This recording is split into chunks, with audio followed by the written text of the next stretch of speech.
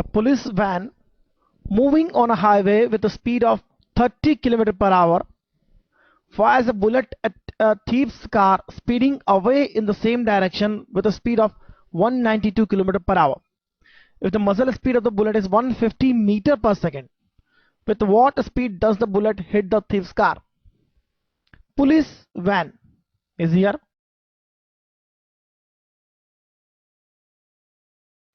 Police van is here. यदि यहां से बुलेट फायर होती है, अगर हम वेलोसिटी की बात करें तो velocity of bullet with respect to ground जो होगी वह velocity of bullet with respect to van plus velocity of van with respect to ground होगी. अब डायरेक्शन दोनों का सेम है, दोनों के डायरेक्शन सेम है, इसलिए वेक्टर एडिशन बहुत आसान होगा और मैग्नीट्यूड ऐड हो जाएंगे तो हमें मिलेगा speed of bullet with respect to ground, bullet with respect to van plus van with respect to ground, BG. तो इस तरह से अगर है तो तभी संभव है जब दोनों की डायरेक्शन सेम हो दोनों वेक्टर्स की. Bullet with respect to van का मतलब हुआ bullet with respect to muzzle speed 150 metre per second plus van with respect to ground, van with respect to ground 30 kilometre per hour है तो इसको 30,000 divide by 3600 metre per second लिखेंगे हम और इसे आप कैलकुलेट करेंगे 0 कैंसिल तो यह होगा 25/3 metre per second. So it is 25/3 plus so total speed of bullet with respect to ground जो होगी 450 प्लस 25 475/3 मीटर पर सेकेंड. अब थीव्स कार की बात करें, थीव्स कार की स्पीड अगर हम मीटर पर सेकेंड में फाइंड करते हैं तो 192,000 डिवाइड बाय 3600 यह होगा 160/3 metre per second. 160/3 metre per second 12 से डिवाइड करें तो ये 12 3 36, 12 से डिवाइड करें तो यह होगा 1 × 160 metre per second. So this speed is in the same direction of that of bullet. और रिलेटिव स्पीड निकालेंगे क्योंकि इस रिलेटिव स्पीड से ही बुलेट इसे हिट करेगी. तो यहां सब्ट्रैक्ट हो जाएंगे वेक्टर्स, यहां वेक्टर्स सब्ट्रैक्ट हो जाएंगे. हमें निकालना है bullet with respect to car, that is bullet with respect to ground minus car with respect to ground. So bullet with respect to ground हमने देखा है 475 metre per second by 3 also minus subtract करेंगे, इसका magnitude subtract होगा. Vectors अगर same direction में है तो उनको ऐड करेंगे तो मैग्नीट्यूड ऐड हो जाते हैं, और अपोजिट डायरेक्शन में अगर इस वेक्टर को लेंगे हम तो मैग्नीट्यूड सब्ट्रैक्ट हो जाएगा. तो यह समझने वाली बात है कि उसे कम स्पीड से लगेगी और यह हो जाएगा 315/3 metre per second, that is 105 metre per second. तो रिलेटिव वेलोसिटी का एक सिंपल सा एग्जांपल है. इससे आपको मैं तो कहता हूं कि ज्यादा इतना सब करने के बजाय आप डायरेक्ट भी समझ लेंगे तो आपको आना चाहिए, लेकिन एग्जाम में हमें इस तरह से लिखना पड़ सकता है. अगर आपका बोर्ड एग्जाम है तो इस तरह से लिखना बहुत अच्छा रहता है. तो आइए देखते हैं नेक्स्ट क्वेश्चन.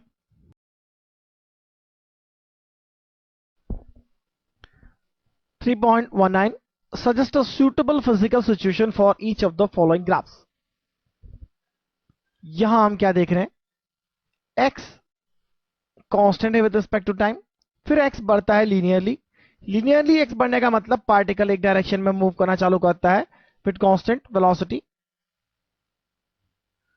फिर x उस पॉइंट के बाद किसी पॉइंट पर t0 पर नेगेटिव वेलोसिटी से ट्रेवल करेगा पार्टिकल, क्योंकि अब x घटना चालू हो गया है. तो इस पॉइंट पर रिबाउंस हो गया वो किसी चीज से, सपोज बॉल है तो किसी वॉल से रिबाउंस हो गई और अपोजिट डायरेक्शन में ट्रेवल करना चालू कर दी, और x नेगेटिव हो गया. अब x नेगेटिव हो गया यानी जिस पॉइंट से स्टार्ट हुआ था उससे और पीछे चले गया है. इससे यदि हम ओरिजिन माने तो यहां से अब और पीछे जा चुका है और अब x कांस्टेंट हो गया. इसका मतलब यहां पर आकर अब वो रुक गया है, स्टॉप. तो पार्टिकल जाता है वापस आता है. लेकिन पीछे जाके रुकता है, यह उसके लिए होगा। वेलोसिटी पॉजिटिव थी, अब जीरो हो गई, अब नेगेटिव हो गई, घटते घटते जीरो हो गई। यह सिचुएशन तो हम देखते हैं अपवर्ड थ्रो में। वेलोसिटी अगर हम अपवर्ड डायरेक्शन में पॉजिटिव लेते हैं तो जाते जाते वेलोसिटी कंपोनेंट छोटा होता जाता है, जैसे कि हमने एनिमेशन में देखा है, और टॉप पे जाके वेलोसिटी जीरो हो जाती है, और जैसे जैसे नीचे आना चालू होता है फिर से वेलोसिटी कंपोनेंट डाउनवर्ड डायरेक्शन में बढ़ता है। तो वेलोसिटी नेगेटिव हो गई यहां पर। लेकिन अगर रिबाउंस होता है, फिर से रिबाउंस होता है, लेकिन अब स्लो स्पीड से रिबाउंस होता है, तो अब इतनी हाइट तक नहीं जाएगा, कम हाइट तक जाएगा पार्टिकल या बॉल कहें यदि हम इस तरह की कोई, और फिर वहां से रिटर्न होता है, तो with smaller magnitude of velocity it hits the ground. फिर से रिबाउंस होता है, नेक्स्ट टाइम वेलोसिटी अब और मैग्नीट्यूड में कम हो गई। तो आप देखिए बॉल अगर इस तरह से आप ऊपर उछालते हैं, टप्पा खाने के बाद इस तरह से रुक जाती है, जाती आती जाती आती रुक जाती है, तो उसके लिए वेलोसिटी टाइम ग्राफ होगा, जो स्ट्रेट लाइन है, यानी एक्सेलरेशन कांस्टेंट है यहां पर। तो अंडर द ग्रेविटी इस तरह से रिबाउंस हो रहा है किसी बॉल का, तो यह पॉसिबल है। Third case, acceleration is zero, for some time acceleration is there and it is increase and then again decrease and it is zero. Acceleration थोड़ी देर के लिए है, इसका मतलब फोर्स थोड़ी देर के लिए है, क्योंकि सीधी बात है एक्सेलरेशन तभी होता है जब फोर्स होता है। तो किसी बॉल पे यदि आप किसी बैट से हिट करें, तो बैट के जब कांटेक्ट में आती है बॉल, तो फोर्स ऑफ कांटेक्ट धीरे धीरे बढ़ता जाता है, और जब बॉल बैट से रिलीज होती है तो फोर्स ऑफ कांटेक्ट फिर से जीरो हो जाता है। In between force of contact एक मैक्सिमम पॉइंट तक जाता है, यानी एक्सेलरेशन एक मैक्सिमम पॉइंट तक जाता है और फिर डिक्रीज हो जाता है। This is the situation where we will see this type of motion.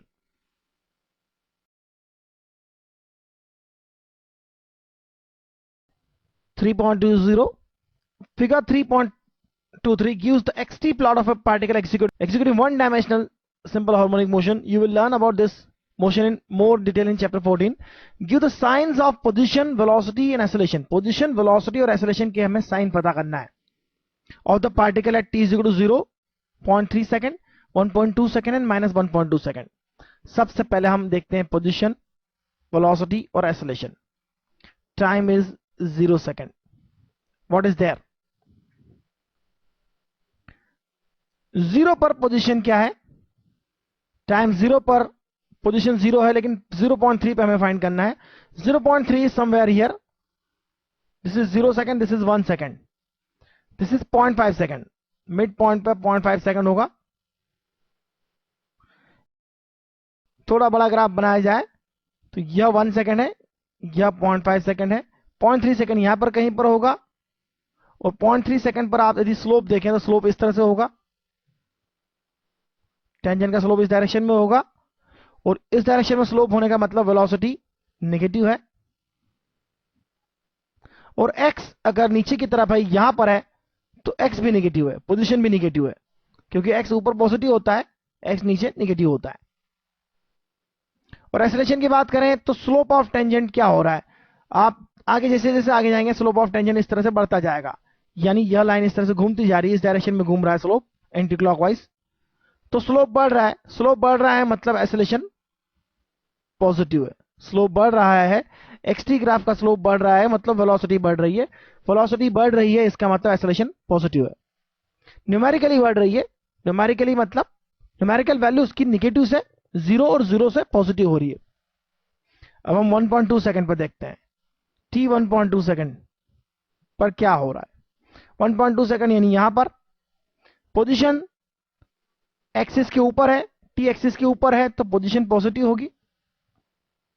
Velocity अगर स्लोप देखें तो स्लोप ऑफ टेंजेंट इस तरह से होगा, वेलोसिटी यहां पर पॉजिटिव होगी। और एक्सेलरेशन की बात करें तो जैसे जैसे हम आगे जा रहे हैं स्लोप कम होता जा रहा है, तो एक्सेलरेशन ऑब्वियसली नेगेटिव होगा। -1.2 second, t is equal to -1.2 second. Reference अगर 0 सेकंड लिया है किसी टाइम को, तो उसके पहले का जो समय होता है उसको नेगेटिव टाइम लिया जा सकता है। तो -1.2 सेकंड के लिए हम देखें, यह -1 सेकंड और -1.2 सेकंड कहीं यहां पर होगा, यहां पर पोजीशन नेगेटिव है,